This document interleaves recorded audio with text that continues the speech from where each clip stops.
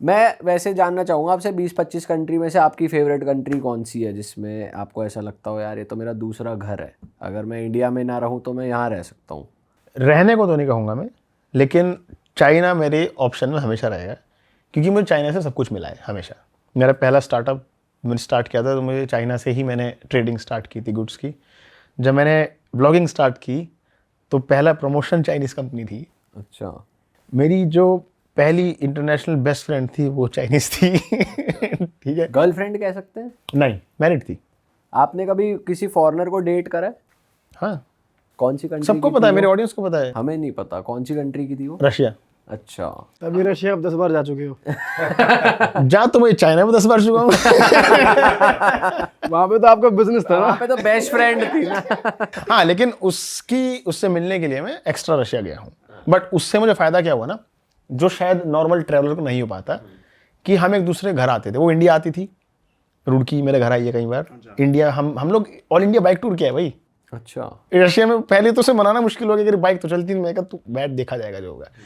तो मैं रशिया जब गया, उसके घर जा रहे हैं अंकल आंटी, उनके घर, उनके लोकल घर में देख रहे हैं फेस्टिवल्स कैसे मनाए जाते हैं, कैसे खाते हैं, कैसे रहते हैं।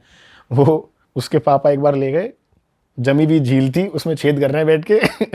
कांटा डाल के मछली पकड़ रहे हैं -35 में। अरे बाप रे। तो ये सब कहाँ करने को मिलेगा नॉर्मली। आप लोग मिले कहाँ थे? हम लोग मिले थे काउच सर्फिंग पे। अच्छा। बहुत रैंडम था, मतलब मैं कहता हूँ कि वो मेरे लिए भगवान बन के आई थी ऑनेस्टली। कोई मेरी काउच सर्फिंग एक्सेप्ट नहीं कर रहा था। देखो, रशिया में थोड़े से लोग, रेसिस्ट नहीं कहूँगा, ब्राउन को पसंद नहीं करते ऑनेस्टली बताऊँ तो। रीजन? वाइट सुपीरियरिटी अच्छा है। जो वाइट है वो पर कलर वाली है, कलर एग्जैक्ट।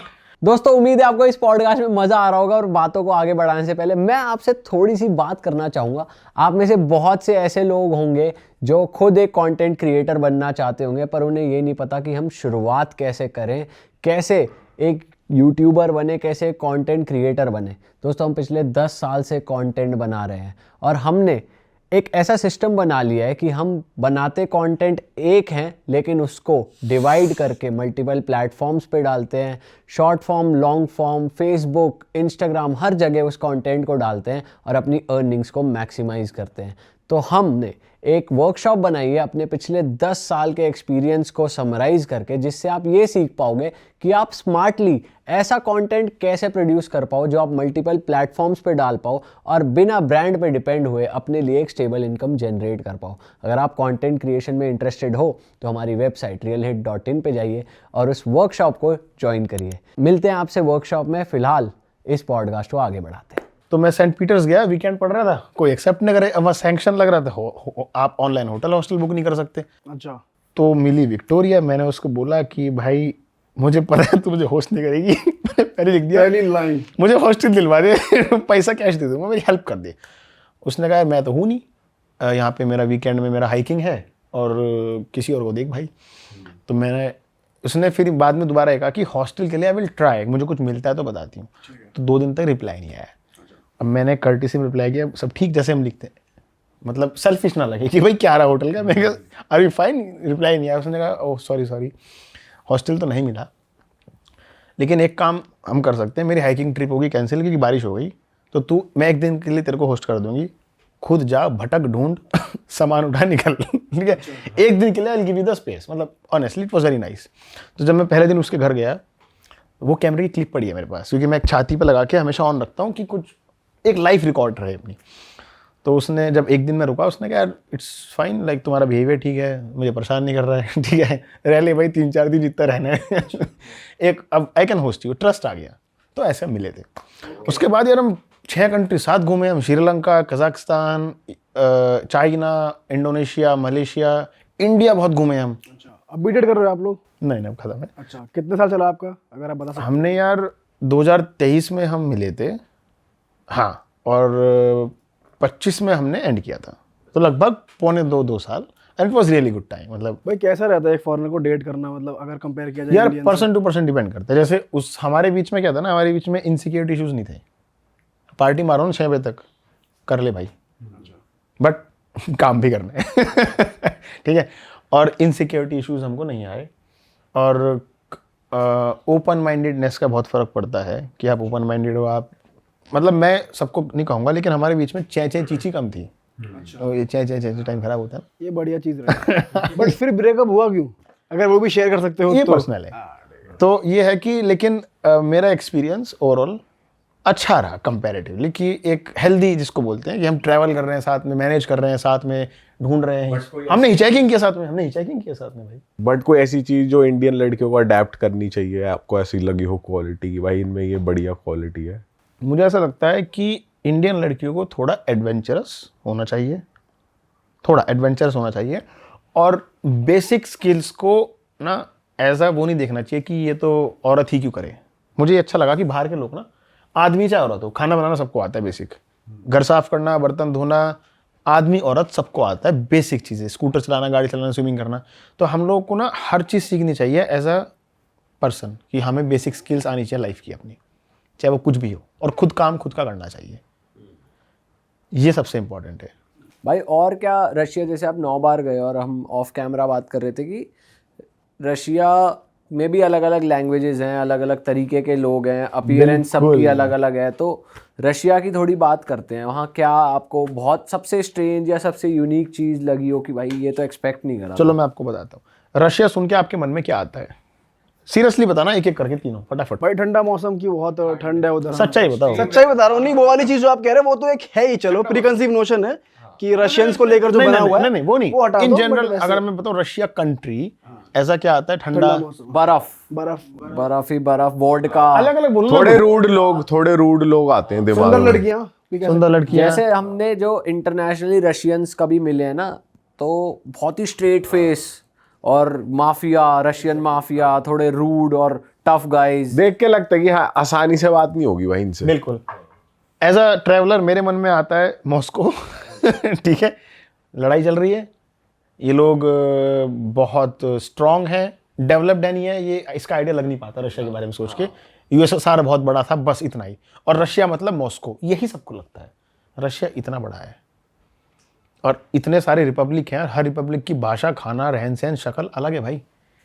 मैं अभी रिसेंटली ईस्टर्न रशिया एक्सप्लोर करके आया हूँ, जिसको साइबेरिया बोलते हैं। साइबेरिया बहुत बड़ा इलाका है, उसके अंदर रिपब्लिक है। मैं जब घुसा, मैं कह रहा हूँ ये तो बुद्धिस्ट और शमान है। आप वेस्टर्न रशिया में जाओ तो सारे ऑर्थोडॉक्स क्रिश्चियंस हैं। यहाँ तो क्रिश्चियन की बात नहीं कर रहे हैं, यहाँ तो सब शमान या बुद्धिस्ट हैं। शमान भी बुद्धिस्ट जैसा ही सेम रिलीजन है, बट ये लोग सब पीस लविंग है, शांति है, मेडिटेशन वगैरह उस सब वाले, माला वाला पहनते हैं लोग।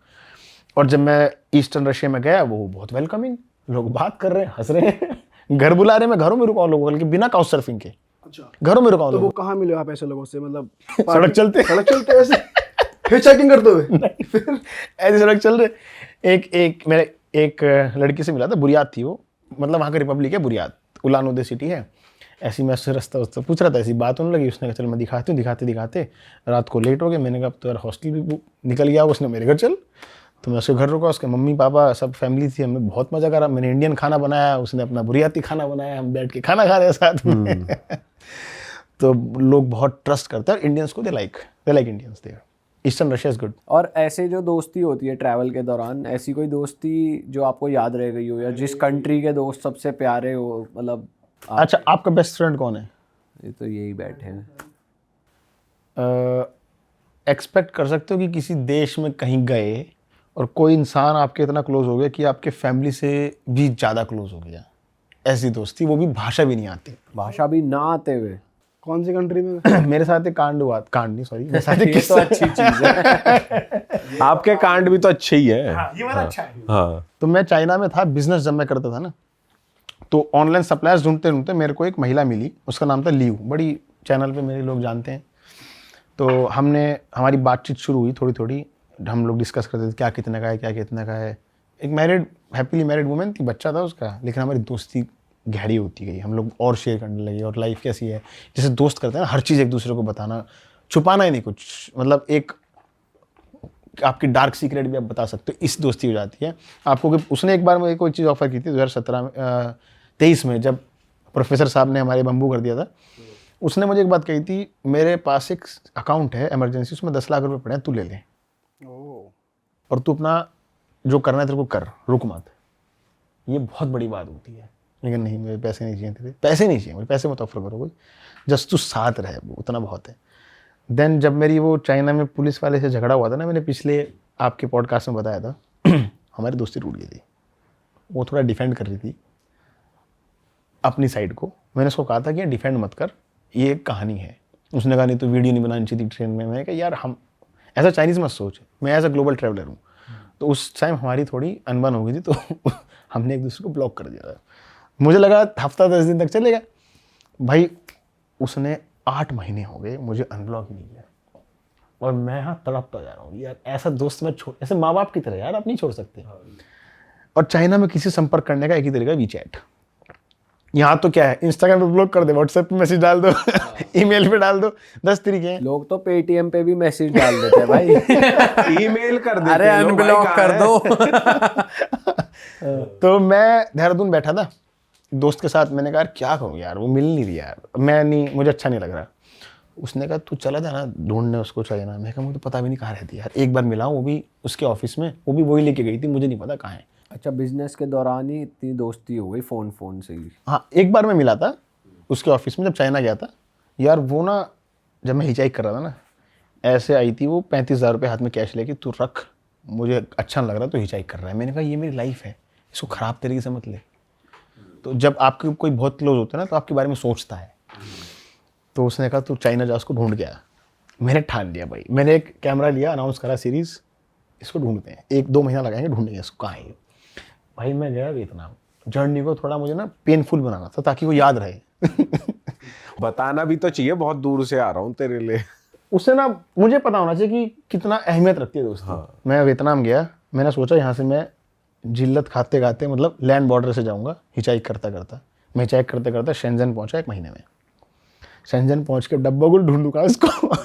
तो मैंने अपने पुराने फ़ोटोज़ चेक करे कुछ की, जब मैं उससे मिला था पीछे कौन सी बिल्डिंग थी, वहाँ क्या था। फिर मैं लोकल लोगों से पूछते पूछते ये कहाँ है, ये कहाँ है, सब डॉक्यूमेंट किया हुआ है मैंने। करते करते मैं एक बिल्डिंग तक पहुँच गया। मैंने कहा लग तो यही रही है। मैंने सिक्योरिटी गार्ड से कहा कि ये औरत यहाँ काम करती है क्या, इसमें कहीं ऑफिस है क्या? उसने कहा हाँ, पर तू कौन है?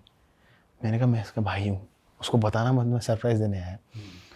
तो वो मेरी बातों में आ गया। उसने उसे नीचे बुला लिया कि कोई मिलने आया, नीचे आ जाओ। और मैंने कैमरा यहाँ छुपा लिया, मैं पीछे दीवार के पीछे छुप गया। और जैसी वही मैं धक्के से गया भाई, उसकी होश उड़ गए थे, ये क्या, यहाँ कैसे आ गया। उसने कहा मुझे पता था तू एक दिन ढूंढता ढूंढता आएगा मेरे को। अच्छा, हाँ, उसने ऑन कैमरा बोला है फिर भाई। वो अच्छे से मिली आपसे? हाँ, फिर हम मिले, हमारी दोस्ती वापस रही गई थी।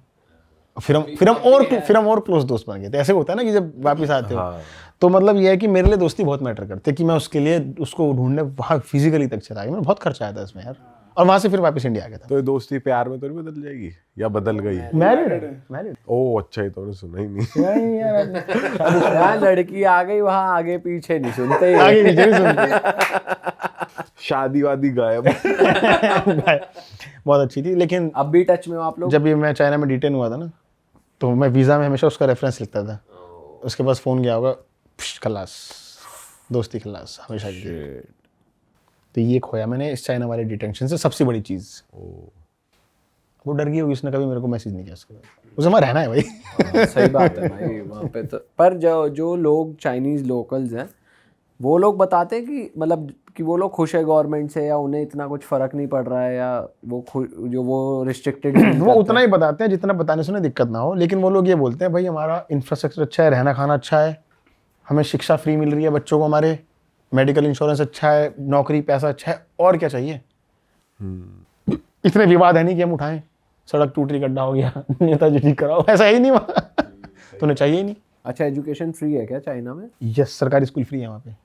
अगर आपको प्राइवेट स्कूल चाहिए ना चाइना में, आप ले नहीं सकते। आपके पास पहले अपना खुद का परचेज मकान होना चाहिए, तब आपका बच्चा रह सकता है वहाँ, वरना आप प्राइवेट स्कूल में कितना पैसा भेज नहीं सकते। पर ऐसा कहते हैं चाइना में आप प्रॉपर्टी खरीद ही नहीं सकते, लीज कराओगे ना, वरना आप रेंट पे रह रहे हो। वरना आप रेंट पे रह रहे हो, तो लीज कराओगे तब आपका बच्चा महंगे स्कूल में पढ़ सकता है, अच्छे नहीं तो नहीं पढ़ सकता। नहीं तो सबके बराबर है, सब बराबर है।